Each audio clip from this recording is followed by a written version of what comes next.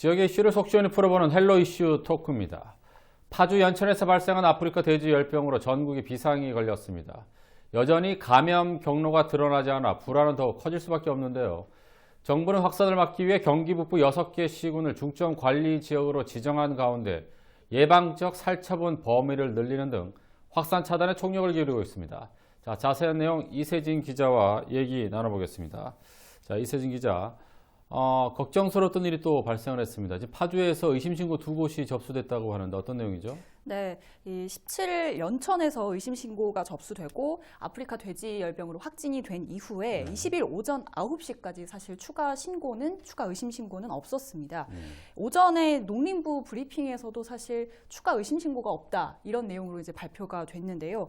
그런데 10시쯤 브리핑 이후에 오전 10시쯤 경기도 파주농장 2곳에서 아프리카 돼지열병 의심신고가 들어왔다라는 이제 보도가 나왔고 방역 당국이 이날 오전 9시 30분쯤에 농장의 방역 담당관을 급파한 것으로 지금 알려져 있는데 파주시에 확인을 해봤는데 자세한 내용은 지금 확인이 되지 않고 있습니다. 그래서 추가 아프리카 돼지열병 확진 판정이 만약에 나오게 된다면 나흘간 이제 차단 방역을 하던 게 다시 원점으로 돌아가기 때문에 상당히 지금 우려스러운 일이 발생한 것이라고 볼 수 있습니다. 그래요. 지금 처음 발생한 농장과의 관계성이라든가 여러 가지 궁금한 사항이 있는데 네. 방역 당국의 발표를 좀 지켜봐야 할 것 같고요. 네. 우리 이세진 기자가 지금 김포 출입을 하니까 김포도 좀 걱정스러울 수밖에 없고요. 네, 맞습니다. 처음 발생한 파주와의 거리가 한 10km밖에 안 되기 때문에 또 중점 관리 지역이기도 한데 현장 직접 나가 보셨죠? 네, 그렇습니다. 어떻습니까, 분위기가? 네, 일단 파주에 이어서 이제 연천까지 이제 아프리카 돼지 열병이 확인이 되면서 이 김포 지역에 위치한 농가들의 불안감도 지금 상당히 큰 상태입니다. 말씀하신 대로 김포의 경우 이제 첫 확진 판정을 받았던 파주 농가와 한강을 사이에 두고 지금 마주보고 있는 상황인데요. 특히 파주 확진 농가에서 반경 10km 내에 이제 위치하고 있는 김포 농가가 2곳이나 지금 포함이 돼 있습니다. 때문에 지금 더 촉각을 곤두세울 수밖에 없는 상황인데요. 아직까지 김포에서는 추가 의심 신고가 들어오거나 하지는 않은 것으로 확인이 되고는 있습니다. 김포시는 지난 17일 파주에서 아프리카 돼지열병 확진 판정이 나온 직후에 김포 지역 돼지를 밖으로 반출할 수 없게끔 금지를 한 상태고요. 이어서 18일부터는 김포 지역 내 위치한 모든 돼지 농가 입구에 통제 초소를 지금 설치를 하고 출입 통제에 들어간 상황입니다. 김포에서 돼지를 키우는 농가가 20곳인데요.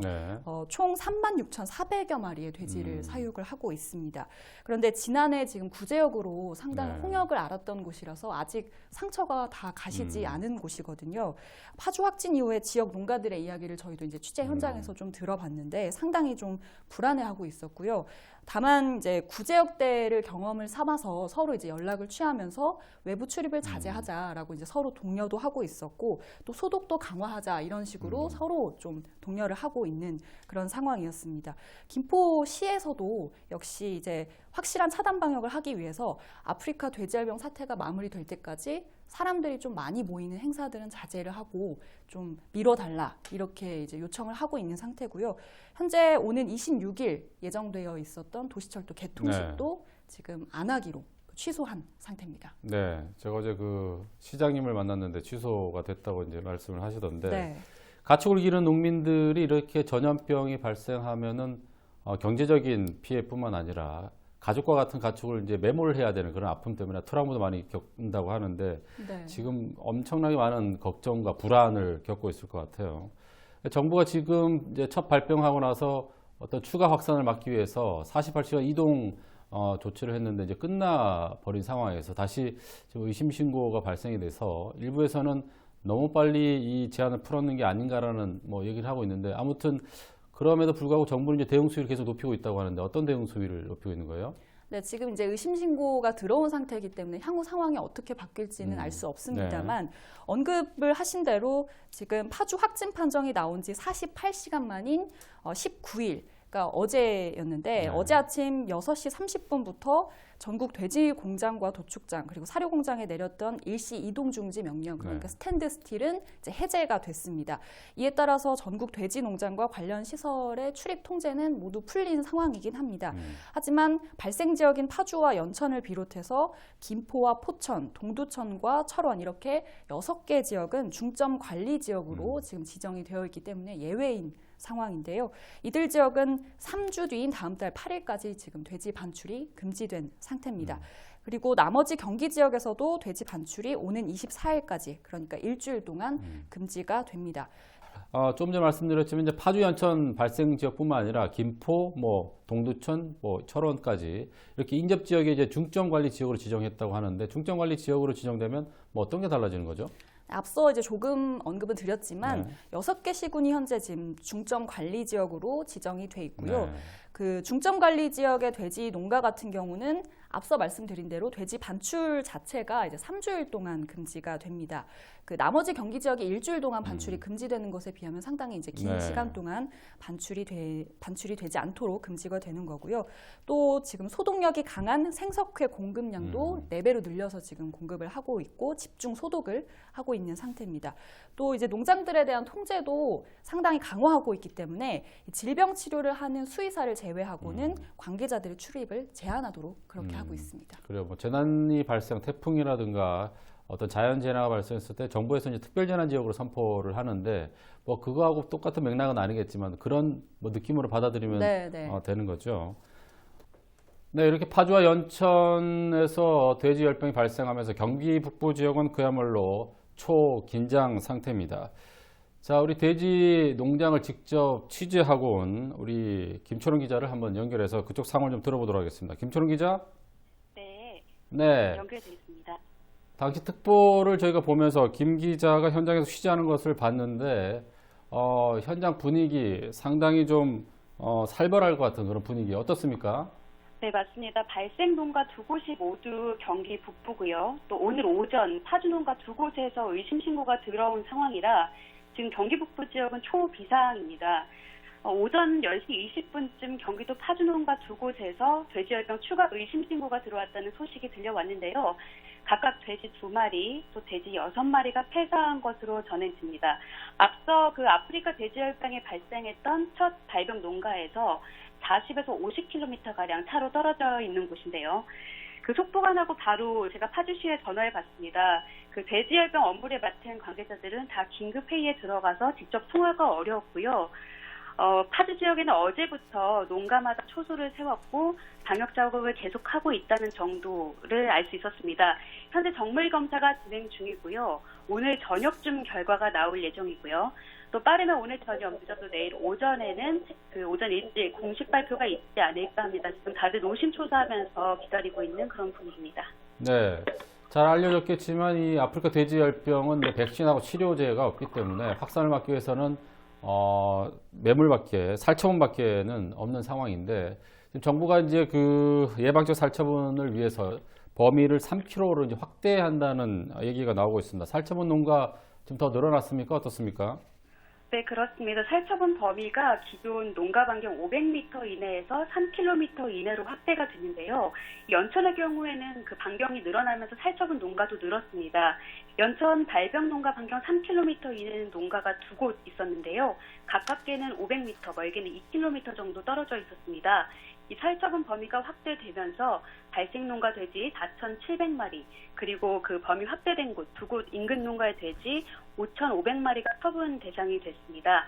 파주의 경우는 그 발생 농가 반경 30km 이내에 그 다른 농가는 없었기 때문에 그 발생 농가 그리고 농장주 가족이 운영하는 곳이 살처분 대상이었습니다. 그래서 총 4,900마리에 대한 매물 처분이 다 완료가 됐습니다. 네. 지금 가장 중요한 것은 이제 감염 경로를 밝히는 건데요. 애초에는 멧돼지, 북한에서 내려온 멧돼지가 아닌가라는 의심을 했었는데 환경부에서는 가능성이 좀 희박하다 이렇게 얘기를 했습니다. 현지에서 전해지는 발생 경위는 어떻게 나오고 있나요? 네, 아직까지 발생 원인이나 감염 경로에 대해서 정확하게 밝혀진 바는 아직 없고요. 그 추정되는 경로와 원인은 다양한 상황입니다. 일단 발병 지역이 모두 경기 북부, 그러니까 북한과 가까운 접경지다 보니까 뭐 처음에는 이 바이러스가 하천이나 야생 멧돼지를 통해서 북에서 남으로 넘어온 게 아니냐 이렇게 추정하는 부분도 있었고요. 19일에는 환경부가 뭐 연천농장 주변이 멧돼지가 많은 환경이라고 그 멧돼지를 원인으로 보고 조사하겠다 이렇게 밝힌 바도 있는데요. 지금 그 검역 당국은 발생 농장에 출입한 차량을 대상으로 감염 경로를 계속 조사하고 있습니다. 그 바이러스 잠복기에 발생 농장에 출입한 차량이 있는데요. 이 차량들의 이동 경로를 중심으로 역학조사를 지금 진행하고 있는 상황이고요. 특히 두 농장에서 사용한 사료가 같았습니다. 이 사료는 양주의 한 사료 업체에서 공급이 됐고요. 이 업체 차량 한 대가 그 아프리카 돼지열병이 발생한 파주와 연천 두 곳에 사료를 날랐던 것으로 파악이 되고 있습니다. 현재 농식품부는 해당 사료업체 트럭이 얼마나 더 많은 공장을 방문했는지 조사하고 있는 중입니다. 아직 조사가 한창 진행 중이기 때문에 좀 더 지켜봐야 될 것으로 보입니다. 네, 사료를 보급했던 이 차량이 뭐 들리는 말에 의하면 경북과 강원까지 지금 들렸다는 얘기가 들려오고 있습니다. 전국 확산이 우려되는 상황인데요. 지금 일단 경기도 같은 경우에는 뭐 연천과 파주에서 발생했기 때문에 대응 수위를 계속 이어갈 수밖에 없는 상황인데 불편이 가중될 수밖에 없습니다. 자, 김 기자, 이 경기도의 대응 수위 언제까지 이어질까요? 네, 경기도는 이제 발생 농가 두 곳이 모두 위치했고요. 또 오늘 추가 발병 소식 두 곳 농장 모두 위치했기 때문에 높은 대응 수위를 유지를 하고 있습니다. 앞서 이재명 경기도지사는 경기도가 최후 방어선이라는 각오로 시군과 긴밀하게 협력해서 최대 강도의 현장 중심 대응을 하라고 지시하기도 했는데요. 이에 따라서 경기도는 거점 소독시설 24곳으로 거점 소독시설을 확대했습니다. 28일까지 김포와 동두천 등의 각 한 곳, 연천, 양주, 포천 등은 두 곳씩 이렇게 12개 시군에 20곳으로 확대했고요. 20일까지 가평과 남양주, 용인 등에도 한 곳씩 설치를 해서 총 16개 시군에 거점 소독시설 24곳을 운영하게 됩니다. 또 도는 방역대책비 40억 원을 추가로 긴급 투입했습니다. 앞서 파주에 10억 원을 지원했었는데요. 이후 지난 19일 연천에 10억 원, 도내 19개 시군에 30억 원, 이렇게 총 40억 원을 추가로 투입한 겁니다. 이 긴급 투입비는 각 지자체별 상황에 맞게 거점 소독시설이나 통제소설을 설치하거나 방제약품을 구매하는 곳에 활용될 예정입니다. 아무래도 돼지열병 바이러스 잠복기를 고려했을 때 이번 달 말까지 확산 추이를 지켜봐야 되는데요. 그때까지는 이런 대응 수위가 계속 유지될 것으로 보이고요. 또 오늘 추가 발병 신고, 의심 신고 소식 때문에 지금 더욱더 그 높은 수위가 유지되지 않을까 생각됩니다. 네. 네, 여기까지 듣겠습니다. 김 기자, 앞으로 상황이 종료될 때까지 수고해 주시기 바랍니다. 고맙습니다. 네, 감사합니다. 네, 연천의 김초롱 기자와 돼지열병에 대해서 얘기를 좀 나눠봤습니다. 자, 이세진 기자. 자, 앞에서 언급한 대로 이제 감염 경로가 굉장히 궁금한데 아직까지 밝혀진 것은 없어요. 근데 최근에 이제 해외에서 반입된 축산물에서 그 아프리카 돼지열병에 대한 어떤 유전자 검출이 늘었다 이런 얘기가 있는데 어떤 내용이죠? 네, 그렇습니다. 그 최근 일부 자료에 따르면 최근 공항과 항만을 통해서 이제 반입이 된 축산물 일부에서 아프리카 돼지열병 바이러스가 이제 발견이 됐다라는 내용이 나왔는데요. 손금주 국회의원이 농림축산식품부에서 받은 자료입니다. 좀 자세히 살펴보면요. 최근 2년 동안 해외에서 반입된 축산물 318건 가운데 17건, 그러니까 5% 정도 되는 수치입니다. 여기에서 아프리카 돼지열병 바이러스 유전자 양성 반응이 나타난 것으로 확인이 됐습니다. 양성 반응이 검출된 축산물은 모두 중국에서 들어온 이제 불법 그 휴대용 축산물이었고요. 2017년과 비교를 하면 그 당시에는 단 한 건도 발견이 되지 않았다고 해요. 그런데 지난해 4건이 발견이 됐고 올해 13건으로 이제 1년 만에 3배 이상이 이제 뛴 겁니다. 감염된 돼지고기나 가공품이 국내로 이제 반입이 되고 있다면 우리나라도 아프리카 돼지열병에 노출될 가능성이 적지 않다라는 것을 짐작해 볼 수 있는데요. 이런 가공품이 이제 돼지의 잔반으로 들어갔다라고 한다면 여러 가지 이제 감염 경로를 예측해 볼 수가 있는 겁니다. 아직까지 국내 발생 원인이 정확하게 나오진 않았지만 이런 노출 가능성도 완전히 배제할 수는 없기 때문에 우려할 수밖에 없는 상황입니다. 그래요. 지금 감염 경로에 대한 여러 추측이 나오는데 그렇다면 전문가들은 어떤 생각을 갖고 있는지 전화를 연결해서 한번 알아보겠습니다. 네, 경상대 축산학과 주선태 교수님 전화 연결됐습니다. 교수님 안녕하세요. 예, 안녕하십니까. 네, 지금 아프리카 돼지열병 때문에 굉장히 문의가 많이 들어오죠. 예, 그런 편입니다. 네, 저희가 가장 궁금한 게 이제 감염 경로인데요. 네네. 처음에는 그 북한에서 내려온 멧돼지가 아닌가라고 이제 추정을 많이 했는데 방역 당국에서는 가능성이 희박하다 이렇게 얘기를 했습니다. 교수님이 보시기에 감염 경로 어떻게 추정하고 계시나요? 예, 일반적으로 이제 감염 경로 세 가지로 의심하거든요. 첫 번째는 이제 뭐 이미 걸렸던 나라, 중국이나 베트남 같은 데서 이렇게 반입된 돈육이나 그와 관련된 가공품들에 의해서 되는 것인데, 생각해보면 우리나라 양돈장에 이제 이들 나라에서 오신 이주 노동자분들이 많이 있거든요. 그래서 가능성이 좀 있습니다. 그리고 이제 두 번째로는 어떤 형태로든지 이 바이러스에 오염된 이 음식물 쓰레기들, 찌꺼기들, 이게 이제 잔반으로 돼지에게 공급돼서 이제 바이러스가 전염되는 건데, 이것은 현재 상황으로는 가장 확률이 낮아 보여요. 근데 이제 세 번째는 북한에서 내려온 야생 멧돼지에 의해서 전염되는 것인데, 저는 이것이 가장 의심스럽습니다.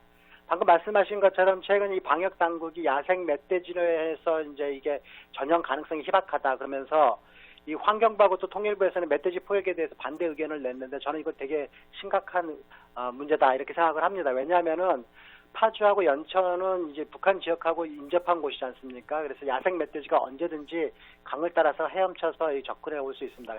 멧돼지가 헤엄을 아주 잘 치거든요. 그런데 이 파주 농장의 경우에 이제 들판에 위치하여 있기 때문에 멧돼지가 접근이 어렵다. 그리고 또 출몰한 것을 본 적이 없다. 뭐 이런 이유를 들었는데, 굳이 멧돼지가 이 농장까지 접근하지 않아도 이 북한에서 내려온 야생 멧돼지에 의해서 바이러스가 충분히 농장까지 침투해 들어갈 수 있습니다. 예를 들어서 만약에 농장 밖 10km 바깥에 있는 야생 멧돼지가 있다면은 이거를 매개체로 해서 곤충이나 쥐 등에 의해서 충분히 바이러스가 옮겨질 수 있기 때문입니다. 예전에 북한에서 이게 발생했었을 때 그 사례가 북중 지역에서 서식하는 멧돼지에 의해서 이렇게 감염이 됐거든요. 이런 것을 감안해 볼 때, 그리고 또 그동안에 우리 검역 당국이 공항과 항만을 통해서 이 바이러스가 유입되는 것을 철저히 감시해 왔다라는 이런 점을 감안해 볼 때, 이번에 이 휴전선 근처에서 발생한 이것도 야생 멧돼지에 의한 확률이, 저는 그게 가장 확률이 높다 이렇게 생각됩니다. 네, 그러면 방역 당국은 조금 다른 의견을 내고 있다는 말씀이신데, 글쎄요, 방역 당국은 이 부분을 간과해서는 또 안 될 것 같다는 생각이 드네요. 네, 좀 심각하게 생각을 해봐야 됩니다. 왜냐하면 멧돼지에 의해서 감염된 건 또 다른 의미가 있거든요. 이거는 만약에 멧돼지에 감염이 됐다라고 하면은 그 근처에 있는 멧돼지뿐만 아니라 앞으로 이거를 다른 멧돼지에도 감염이 된다 그러면은 상재화라 그러거든요. 이제 한반도에 이 바이러스가 상재될 수 있는 가능성이 아주 높기 때문에 그렇습니다. 네. 반입 축산물에서 바이러스가 또 검출될 수 있다 이렇게 잠깐 말씀하셨는데, 바이러스 생존력이 굉장히 강하다 이런 얘기를 들었습니다. 어떻습니까? 엄청 강합니다. 네. 이게 얼마나 강하냐면요. 네.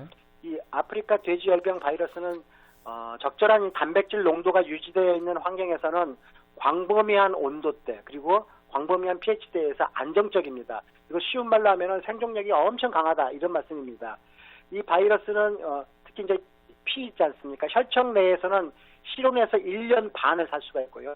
냉장고 안에서는 6년을 살 수가 있습니다. 하지만 이제 단백질 매체가 없는 경우는 생존율이 좀 떨어지죠. 그래서 야생 멧돼지의 혈액이나 또는 돼지고기 음식물에 오염된 바이러스가 그래서 위험하다라고 하는 것입니다. 이게 이제 돼지의 배설물 같은 경우에도 최소한 11일 정도 또 살 수가 있고, 피가 썩었을 때 부패한 혈액 내에서도 15주 정도 이렇게 불활화되지 않습니다. 네. 들어보니까 정말 굉장히 무서운 바이러스다 이렇게 생각이 드는데요. 예, 그렇습니다. 지금 예방적 살처분이 이루어지고 있는데, 교수님께서 구제역 당시에도 살처분을 했는데 이때와 좀 방법을 달리해야 된다. 예, 좀 짧게 좀 말씀 좀 해주실래요? 이게 아프리카 돼지 바이러스 혈액을 매개로 장시간 생존할 수 있다고 말씀드렸습니다. 근데 이게 또 진드기 같은 곤충류나 쥐 같은 설치류에 의해서도 2차 감염 통로를 만들어낼 수 있습니다. 그래서 살처분할 때 돼지 혈액이 외부로 흘러가지 않도록 세심한 신경을 써야 하고요. 또 매몰 현장 부근에 곤충을 죽이는 살충 또는 살서에 만전을 기해야 됩니다. 지금 방역당국이 마련해놓은 지침을 보면 아주 잘 돼 있거든요. 세세하게 잘 돼 있으니까 이 지침대로, 나머지 것들은 이 지침대로 잘 따르면 될 것 같습니다. 네. 앞으로 또 이 돼지열병이 계속 확산될 수 있기 때문에 교수님 계속 연결을 좀 하도록 하겠습니다. 오늘 말씀 고맙습니다. 예, 감사합니다.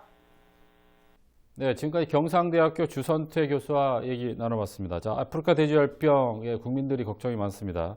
자, 정부도 총력 대응에 나서고 있는 만큼 시민들의 협조가 적극적으로 필요한 때입니다. 자, 헬로 이슈토크 오늘 여기까지입니다. 시청해주신 여러분 고맙습니다.